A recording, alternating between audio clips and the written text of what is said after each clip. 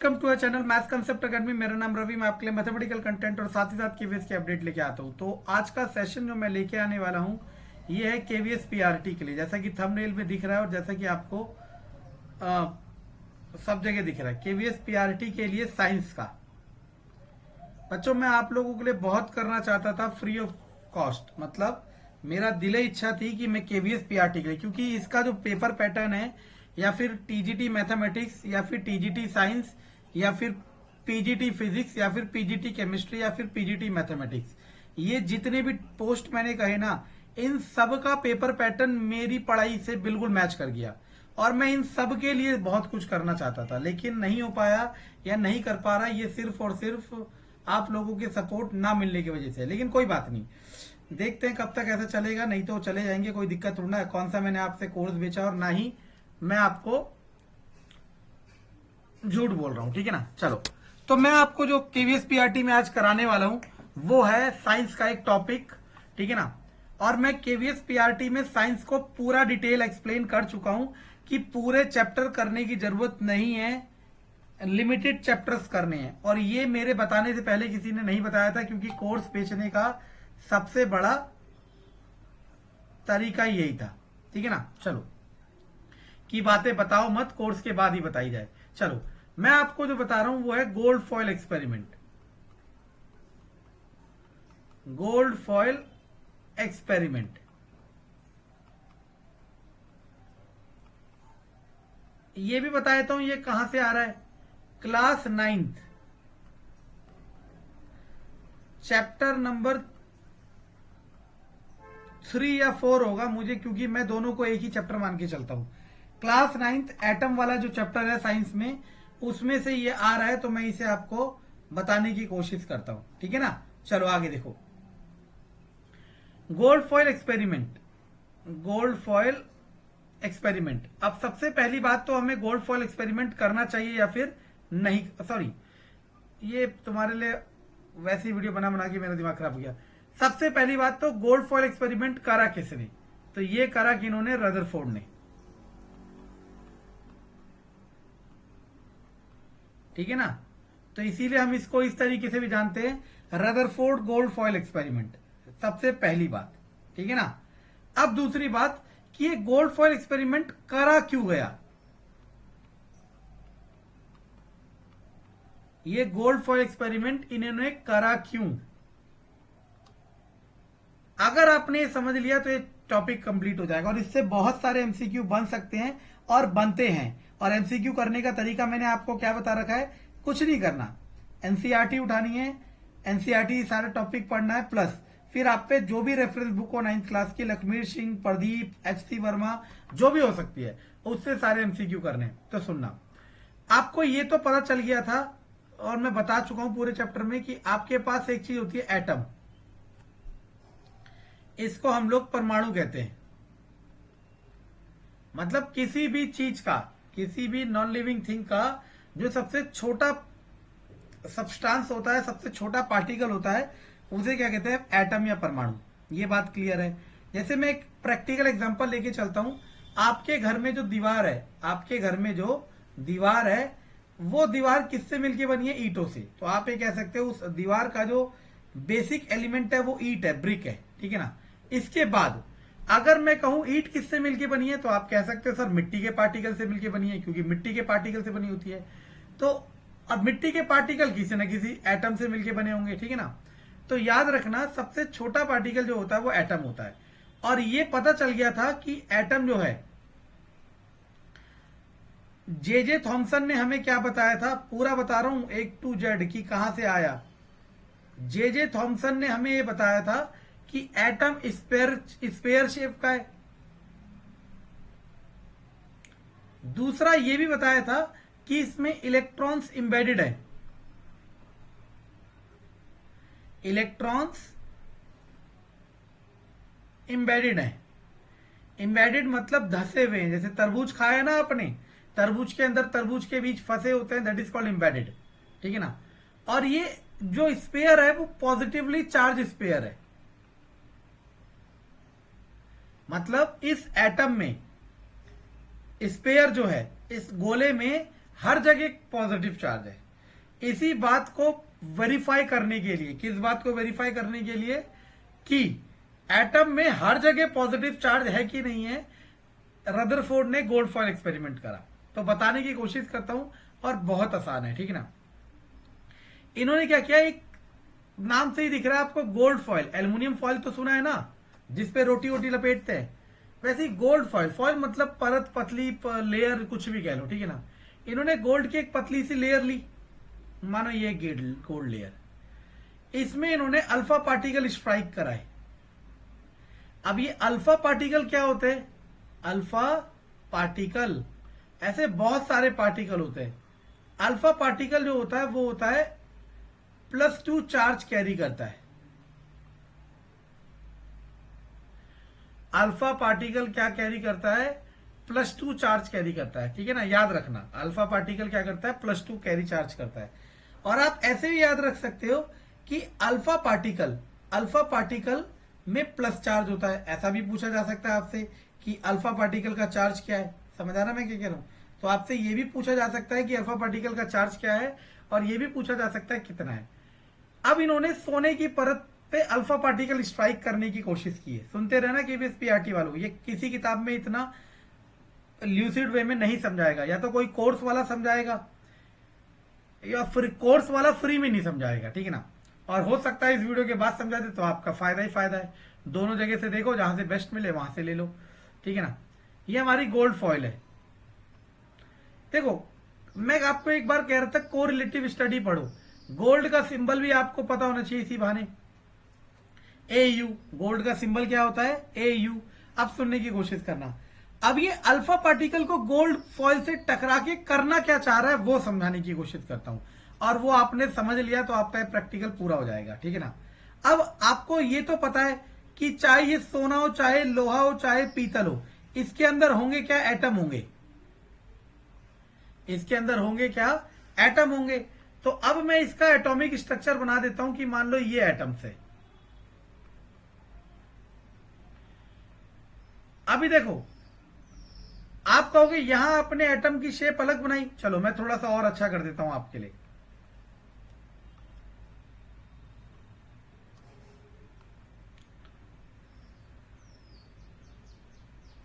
ठीक है, अब यहां इन्होंने एक स्क्रीन ले ली,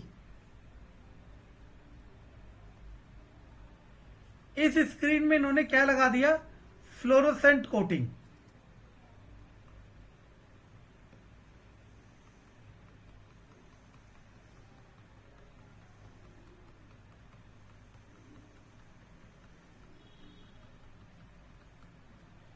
इस स्क्रीन पे क्या लगा दिया, फ्लोरोसेंट कोटिंग।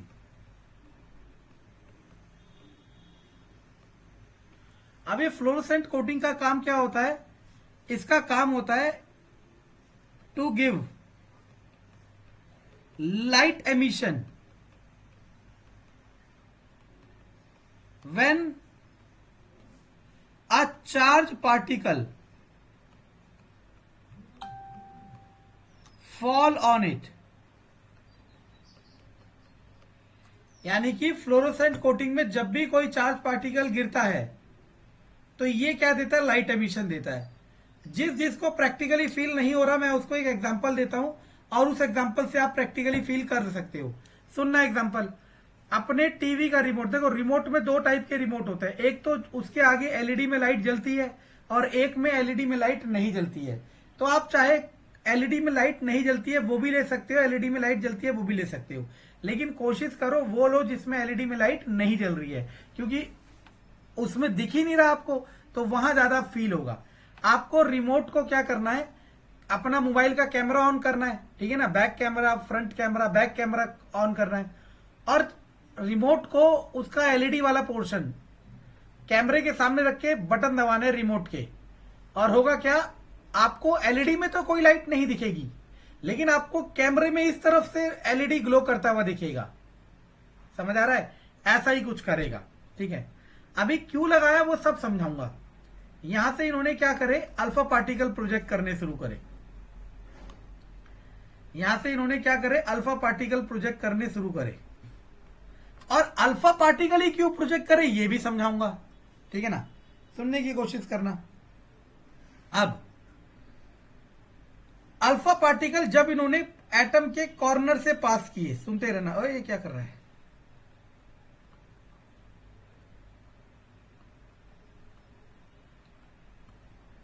जब इन्होंने अल्फा पार्टिकल एटम के कॉर्नर से पास किए तो अल्फा पार्टिकल सीधा निकल गए। अब सीधा निकले कैसे पता चला? क्योंकि जब वो स्क्रीन से टकराए होंगे तो यहां पे लाइट एमिशन मिला होगा। समझ आ रहा मैं क्या कह रहा हूं? इन्होंने और करके देखा, अल्फा पार्टिकल को कॉर्नर से स्ट्राइक कराया और वो अल्फा पार्टिकल सीधा निकल गए। और वो सीधा निकले कि नहीं निकले वो चीज हमें कौन बता रही है? वो ये लाइट एमिशन बता रहा है। तो उन्होंने इस बात को वॉइड कर दिया, इनवैलिड कर दिया, जो बोर्स ने बताई थी। बोर्स जी ने ये बताई थी कि एटम में जो पॉजिटिव चार्ज है वो यूनिफॉर्मली डिस्ट्रीब्यूटेड है। मतलब एटम में हर जगह क्या है? पॉजिटिव चार्ज है। और एटम में हर जगह पॉजिटिव चार्ज होता तो आपको पता है एक प्लस और एक प्लस रिपेल करते हैं आपस में। क्या करते हैं? रिपेल।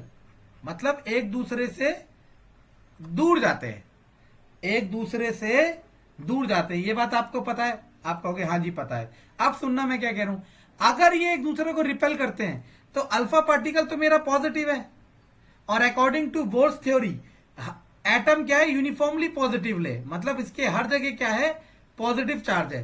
तो अगर इसके कॉर्नर में भी पॉजिटिव चार्ज होता तो ये अल्फा पार्टिकल आगे जा ही नहीं पाता और रिफ्लेक्ट होके वापस आ जाता। तो उन्हें ये समझ आ गया।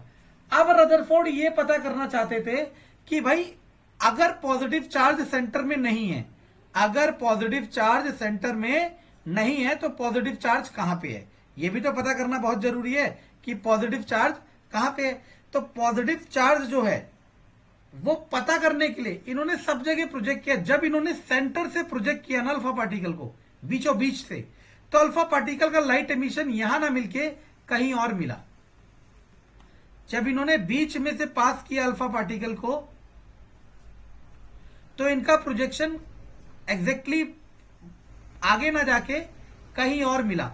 तो उन्हें यह कंफर्म हो गया कि भाई मेरा अल्फा पार्टिकल अगर सेंटर से पास नहीं हो पा रहा है तो यानी कि सेंटर पे ही कोई ना कोई पॉजिटिव चार्ज होगा। और फिर उन्होंने सेंटर के पॉजिटिव चार्ज को नाम क्या दे दिया? न्यूक्लियस, और हिंदी में नाभिक। ठीक है ना? सेंटर पे पॉजिटिव चार्ज को नाम क्या दे दिया? नाभिक, न्यूक्लियस। अब यहां से 3 क्वेश्चन आते हैं बच्चों, और उसके अलावा कुछ नहीं है इसमें। पहला कि गोल्ड फॉइल ही क्यों लिया? दूसरा, फ्लोरोसेंट कोटिंग क्यों ली? तीसरा, आपने अल्फा पार्टिकल क्यों लिए? ये 3 ही क्वेश्चन आपके पास आएंगे और यही आते हैं। ठीक है ना? किस तरीके से आएंगे, किस फॉर्मेट में आएंगे, वो तो क्वेश्चनर बताएगा। चाहे कोई टेस्ट सीरीज हो, चाहे कोई यूट्यूबर हो, कोई नहीं बता सकता क्वेश्चन किस हिसाब से आएंगे। ठीक है ना? हमारा काम होता है कि हम कंटेंट को पूरा पढ़ें। क्वेश्चन जिस रूप में आएगा हम उस रूप में निपट लेंगे क्वेश्चन से। ठीक है ना? अब सुनना मैं क्या कह रहा हूं। अब होगा क्या? पहला, गोल्ड फॉइल इसलिए लिया क्योंकि गोल्ड फॉइल ना पतली लेयर बनती है। अब मैं आपको ना एक एग्जांपल से थोड़ा सा मोटा मोटा समझाता हूं। मोटा मोटा मतलब मैं आपको समझाता हूं किस रूप में? एक आम आदमी की भाषा में। अगर आप इस आम आदमी की भाषा में समझ गए तो आपको यह समझ आ जाएगा कि गोल्ड फॉइल क्यों ले सकते हैं। मैंने आपको कहा कि आप 3 बच्चों की लाइन लगाओ और मैं लगा रहा हूं 30 बच्चों की लाइन। तो कौन सी लाइन के सीधे होने के चांसेस ज्यादा हैं? आप कहोगे सर 3 बच्चों की लाइन के सीधे होने के चांसेस ज्यादा है। नो डाउट, क्योंकि 30 बच्चों में सिमेट्री कहीं ना कहीं बिगड़ सकती है किसी भी पॉइंट पे, है ना? इसी तरीके से जो सोना होता है। अब देखो क्वेश्चन कैसे आता है एमसीक्यू में। अगर मैं कोर्स पे, अगर मेरे टेस्ट सीरीज बिके ना, मैं एक बढ़िया लेवल की टेस्ट सीरीज बना सकता हूं। लेकिन अभी फिलहाल मेरा ना तो बेचने का मन है, ना ही मैं बेचना चाहता हूं। फ्री में करेंगे जितना कर सकते हैं और कोशिश करेंगे अच्छा करने की। नहीं है तो किसी प्लेटफॉर्म पे अपने आप को बेच देंगे पार्ट टाइम। ठीक है ना? अब सुनना मैं क्या कह रहा हूं। गोल्ड जो है ना, गोल्ड के अंदर मेलेबिलिटी सबसे हाई होती है।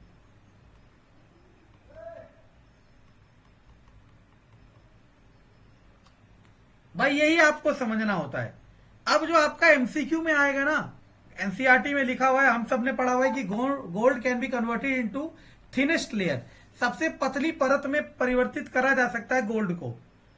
अब आप कहोगे पतली परत का यहां क्या लेना देना है, दिमाग लगाओ, जितनी पतली परत होगी उतने नंबर ऑफ एटम कम होंगे, परमाणुओं की संख्या कम होगी। मान लो ज्यादा परमाणु आ जाते हैं, ज्यादा परमाणु में असिमेट्री हो सकती है।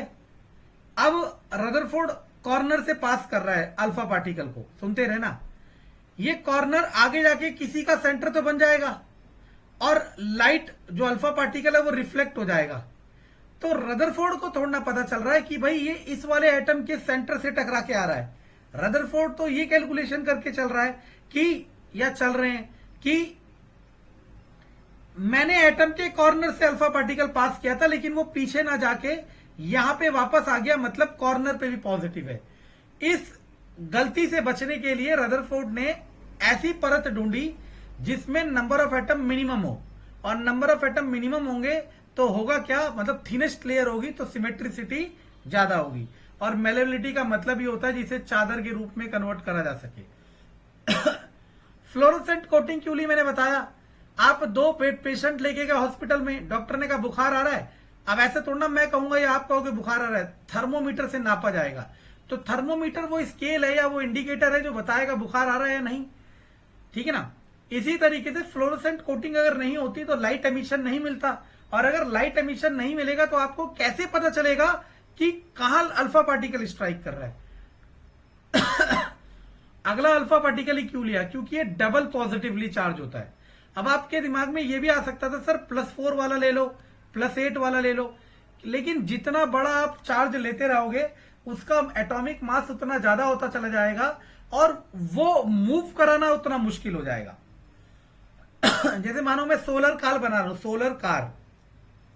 सोलर कार बनाने के लिए मुझे, या बैटरी कार बनाने के लिए कार का वेट सबसे कम होना चाहिए, क्योंकि वेट जितना कम होगा उतना उसका एफिशिएंसी ज्यादा होगा। इसी तरीके से अल्फा पार्टिकल के अलावा और भी पार्टिकल्स है जिनका पॉजिटिव चार्ज इससे भी बड़ा होता है, लेकिन उनको नहीं चुना गया। क्यों? क्योंकि सुनना, क्योंकि उनका मास बहुत ज्यादा हो जाता है। ये पूरा है रदरफोर्ड गोल्ड फॉयल एक्सपेरिमेंट। अगर आपने वीडियो देख ली, इसके बाद आपको क्या करना है बता देता हूं। लखबीर सिंह, HC वर्मा, प्रदीप, एनसीईआरटी, कहीं से भी क्वेश्चन उठाओ। किसके ऊपर? रदरफोर्ड गोल्ड फॉयल एक्सपेरिमेंट में। कंटेंट पसंद आए तो लाइक, सब्सक्राइब, शेयर जरूर करें। धन्यवाद।